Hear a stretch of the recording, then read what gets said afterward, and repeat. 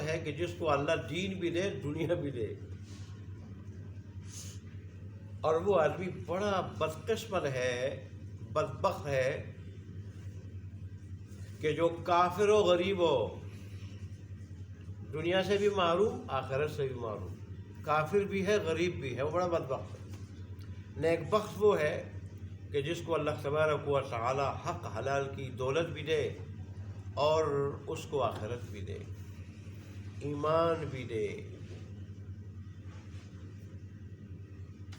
اللہ تبارک فرماتا ہے کہ ایسا طالب دنیا آدمی یصلاھا مذموما مدحورا، جہنم اس کا ٹھکانہ ہے، اس میں وہ داخل ہوگا اس حال میں کہ بدحال ہوگا، مذموم یعنی بدحال ہوگا، اور مدحورا دکھیلا ہوا، دھتکارا ہوا، اللہ کی رحمت سے دور، اللہ کی رحمت سے دور، اس حال میں داخل ہوگا۔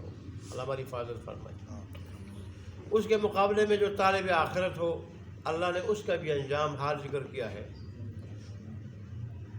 کہ جو آخرت چاہے، آخرت کا طالب ہو اور اس کے لیے کوشش کرے، لیکن کوشش بھی کیسی کوشش؟ سعیہا، کہ وہ آخرت کی کوشش کے شایع نشان ہو، شایع نشان ہو۔ اور پھر تیسری شرط اس کے لیے وہ ہوا مومن، کہ بعد میں کیا ہو؟ مومن بھی ہو۔ علماء نے کہا کہ اراد الآخرہ، اس سے ثابت ہو رہا ہے تصحیح نیت، کہ جو آدمی جو کچھ کر رہا ہے اللہ کی رضا کے لیے، ثواب کی نیت سے، کوئی اور مقصد نہ ہو، اللہ کی رضا کے لیے اور ثواب کی نیت سے، ایک تو یہ نیت صحیح ہو۔ دوسرا وسعی لہا سعیہا، کوشش بھی ایسی کرے جیسے کوشش کرنی چاہیے، یعنی وہ کوشش اور وہ عمل، نیک عمل سنت کے مطابق ہو، سنت کے خلاف نہ ہو۔ بظاہر تو بدعت بھی نیک عمل لگتی ہے بدعت، اور لوگ نیکی سمجھ کے کرتے ہیں، لیکن چونکہ وہ سنت کے خلاف ہوتی ہے، وہ نیک عمل سنت کے خلاف ہوتی ہے تو بدعت کہلاتی۔ جیسے رسول اللہ صلی اللہ علیہ وسلم نے فرمایا کہ جو کوئی آدمی کوئی ایسا کام کرے جو ہمارے طریقے کے خلاف ہو فہو رد، وہ کیا ہے؟ وہ مردود ہے، اللہ کے ہاں مقبول نہیں ہے۔ اس لیے کہ کوشش بھی ایسی جو آخرت کی کوشش کہ کیا ہو؟ شایع نشان ہو۔ جیسی کوشش کرنا آخرت کے لیے کیا ہے؟ حق ہے، ایسی کوشش کرے۔ مراد کیا ہے؟ کہ عمل سنت کے مطابق ہو، درست ہو، غلط نہ ہو۔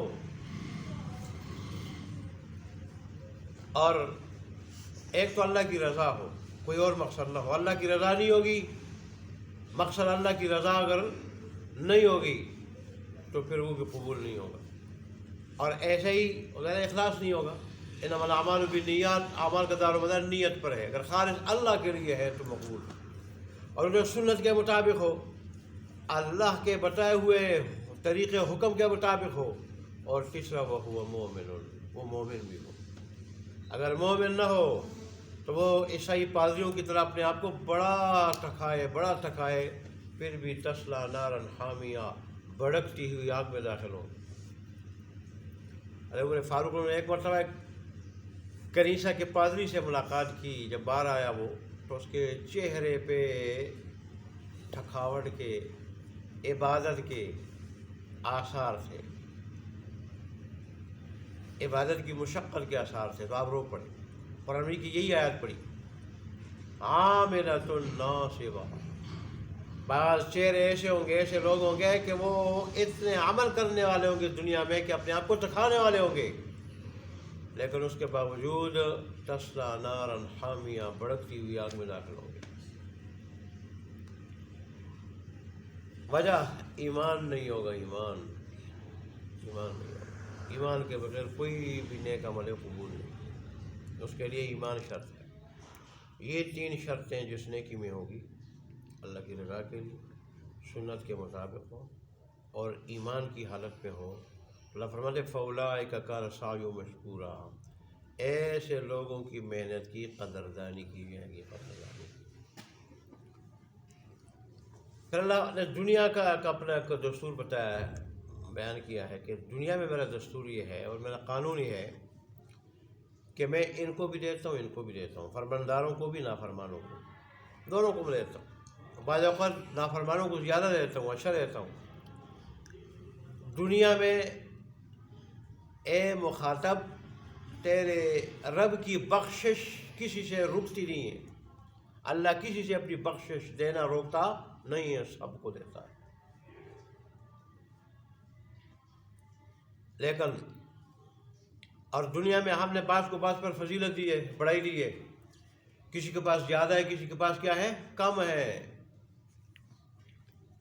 کسی کے پاس زیادہ ہے، کسی کے پاس کم ہے، کوئی سمجھدار ہے، کوئی کم سمجھدار ہے،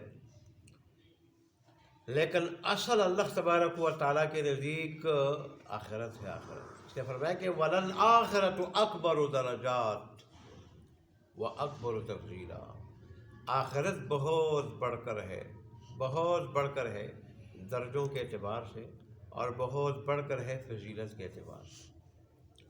مطلب یہ ہے کہ دنیا دار لوگوں اور خاص کر کافروں کی دنیاوی مناصب کو دیکھ کے اور ان کے مال و دولت کو دیکھ کے انسان کو اس طرف توجہ نہیں دینی چاہیے، بلکہ اپنی پوری توجہ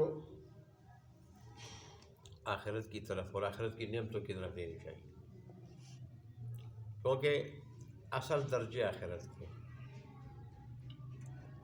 اصل فضیلت آخرت کی ہے، بڑائی آخرت کی ہے۔ یہاں کے درجے، یہاں کے مناصب، یہاں کی بڑائی، یہاں کی فضیلت چند روزہ ہے، چند روزہ۔ ایک دن اس نے سب کچھ چھوڑ چھاڑ کے یہاں سے جانا ہے۔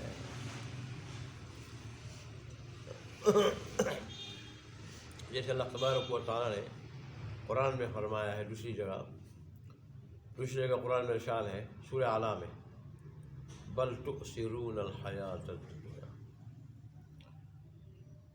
تم لوگ دنیا کو آخرت کے مقابلے میں ترجیح دیتے ہو اور اس کے پیچھے دوڑے جا رہے ہو، دنیا کے پیچھے۔ والآخرۃ خیر وابقیٰ، حالانکہ آخرت بہت بہتر اور باقی رہنے والی ہے۔ اصل چیز تو یہ ہے کہ بہتر ہو اور پھر پائیدار ہو، ہمیشہ رہنے والی ہو۔ یہاں بھی اللہ یہی فرماتے ہیں، جیسے بعض روایات میں آتا ہے کہ اعلیٰ علیین والے، یہ جو علیین والے ہوں گے، ایمان والے، اونچے درجے والے بھی، اونچے درجے والے مومن بھی، جب زمین پہ کھڑے ہو کے ان کو دیکھیں گے تو ان کو یوں محسوس ہوں گے جیسے آسمان کے کنارے پر کوئی بلند ستارہ جا رہا ہوتا ہے۔ ایسے علیین والے کیا ایسے اونچے ہوں گے۔ اے اللہ، اللہ ہمیں بھی علیین میں جگہ نصیب فرمائے۔ پھر آخر میں اللہ تبارک و تعالیٰ نے فرمایا یہ آخرت کے درجوں کے لیے بنیاد اور ایمان کی بنیاد اللہ تبارک و تعالیٰ کی توحید ہے، وحدانیت ہے۔ لہذا حکم دیا کہ اے مخاطب، اللہ تبارک و تعالیٰ کے ساتھ کسی اور کو مت شریک ٹھہراؤ، نہ اللہ کی خاص تعظیم میں، نہ عبادت میں، نہ مشکل کشائی حاجت روائی میں، نہ ما فوق الاسباب تصرف میں، اور مدد میں۔ ما فوق الاسباب ایک اللہ مدد کر سکتا ہے، وہی تصرف اس کا چلتا ہے، کسی اور کا نہیں۔ اگر ایسا کرو گے تو پھر مذمت کیا ہوا اور رسوا اور ذلیل کیا ہوا بیٹھے رہو گے، دنیا بھی خراب اور آخرت بھی خراب، اور آخرت میں کوئی پھر یار و مددگار نہیں ہوگا۔ تو اس لیے اللہ تبارک و تعالی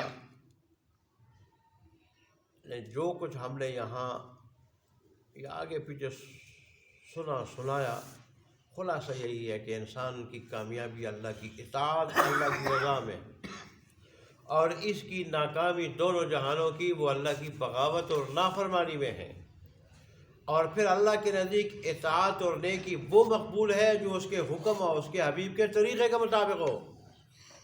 وہ نیکی، وہ اطاعت، وہ نیکی، وہ کیا ہے، مردود ہے جو اللہ تبارک و تعالیٰ کے حکم اور اس کے حبیب کے بتائے ہوئے طریقے کے کیا ہو، خلاف ہو۔ اللہ ہمیں اپنے احکامات کو اپنے حبیب کے طریقے کے مطابق زندہ کرنے کی توفیق عطا فرمائے۔ وآخر دعوانا الحمدللہ رب العالمین۔